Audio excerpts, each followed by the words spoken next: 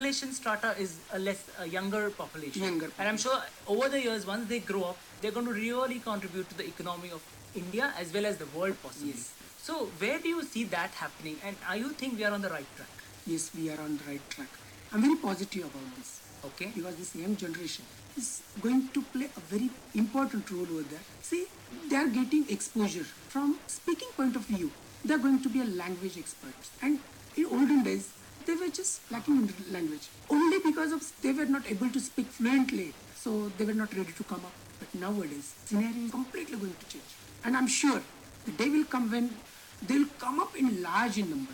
I think that is a very positive note. Positive note. Absolutely. From a curriculum perspective, are we as a board, that you are on, you represent, up to the mark, or do you see that too as a something from an education perspective, really looking forward in terms of meeting the standards? Total education policy has got a tremendous change Okay. in the curriculum.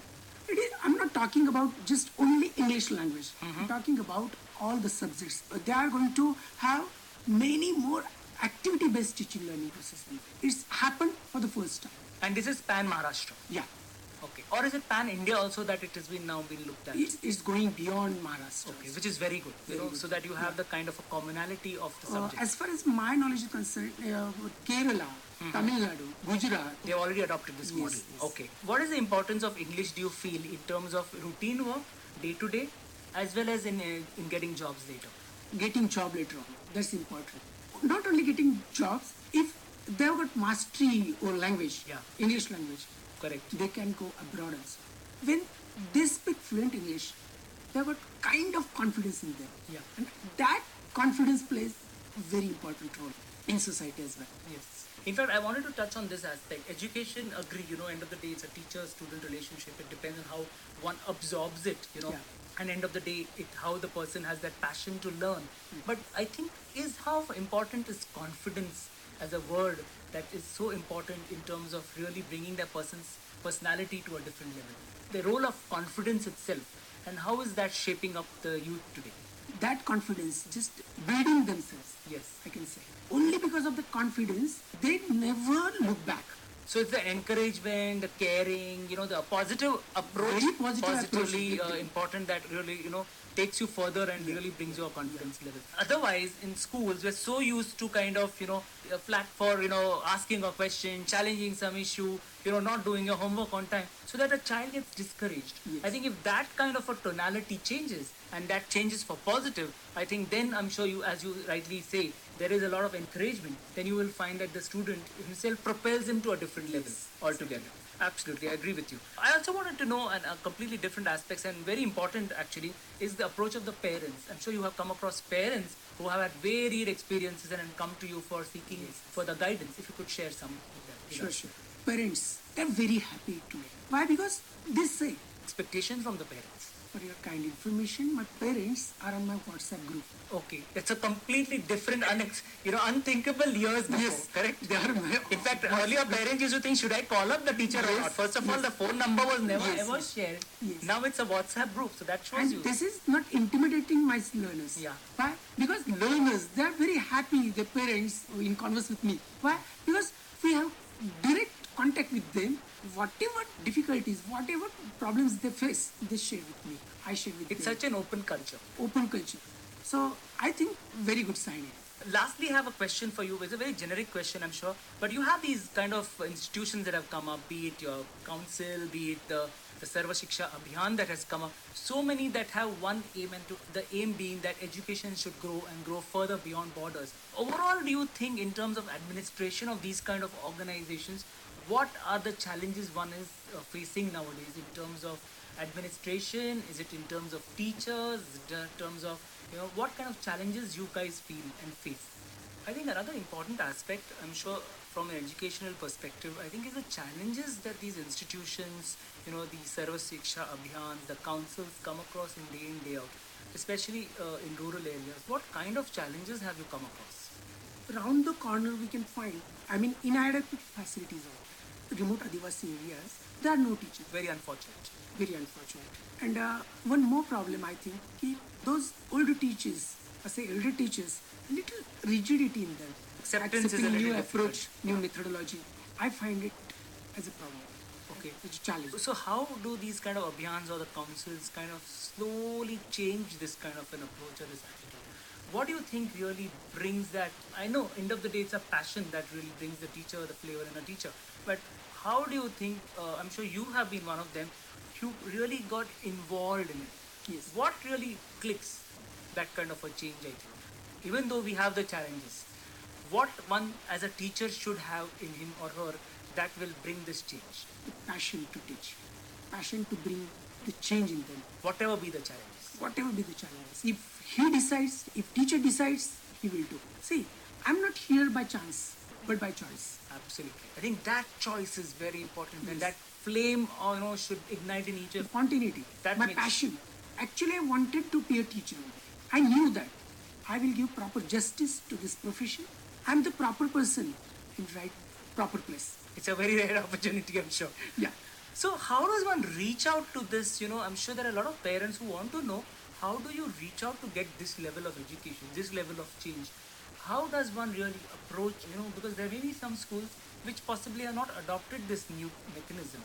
How does one approach, let's say, a British council or a Sarv Shiksha Abhiyaan? Even if I'm a teacher, I don't think I teach only. I learn more. And only because of this approach, I have changed myself. And all the teachers in this Sarv Shiksha Abhiyaan, they have kind of attitude in them. Okay, it's embedded kind in of- them, yeah, yes. which is very good, which is very, very positive. Very positive attitude. Okay. From a government perspective, Mr. Shinde, what kind of modules, what kind of training sessions, what kind of participation is done from the government side? And how encouraging is that? Government is doing The a lot, best. A level level best, I can say. They're doing so many things for teachers. They're bringing in so many modules, training sessions. They want all teachers to participate in them. And only through those participation, those training sessions, they are going to change themselves. This is welcome change, I can say. Yeah. What about the role of technology? You have internet, you have WhatsApp, you have so many apps being downloaded. Technology is literally there literally in your hand, in your palm. Really, technology is prevailing. Around every corner, everybody has got mobiles on their own, Android phones. Yeah. And through this, they are connecting each other. Even teachers, they are becoming very techno-savvy. Yeah? They are using this technology in their classrooms. They are teaching through those projectors, using websites, mailing each other. Bloggers are there. Teachers are on blogs. I must say, this is welcome change. Absolutely. You did touch upon this topic of activity-based learning a little while earlier.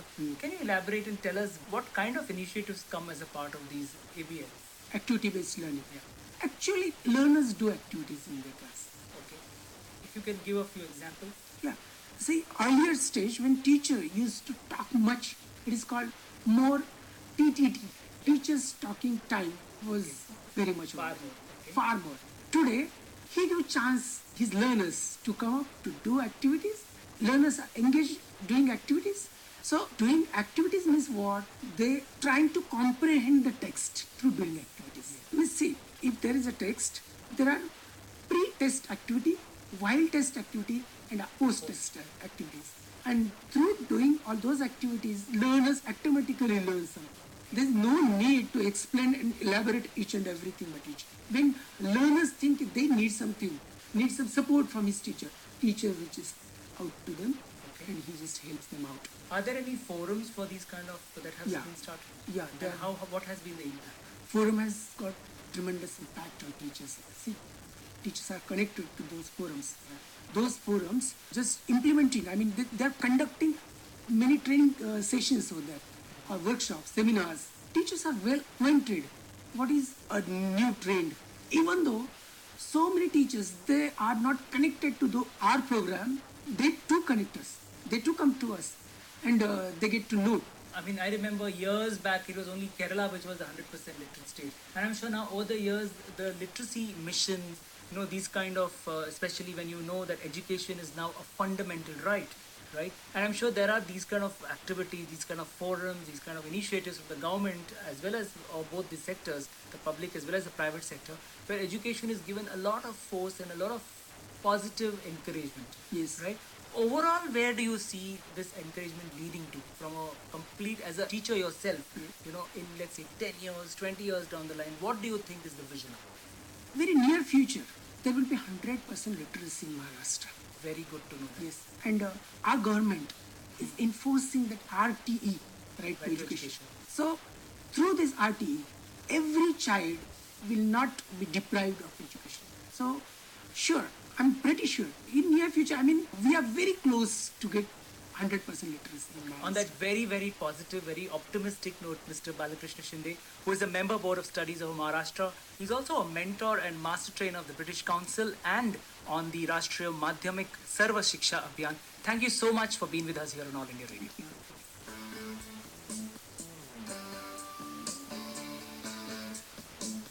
You were listening to an interview of Mr. Balkrishna Shinde, member Board of Studies of Maharashtra, mentor and master trainer of British Council, and member of Rashtriya Madhyamik Sarv Shiksha Abhiyaan.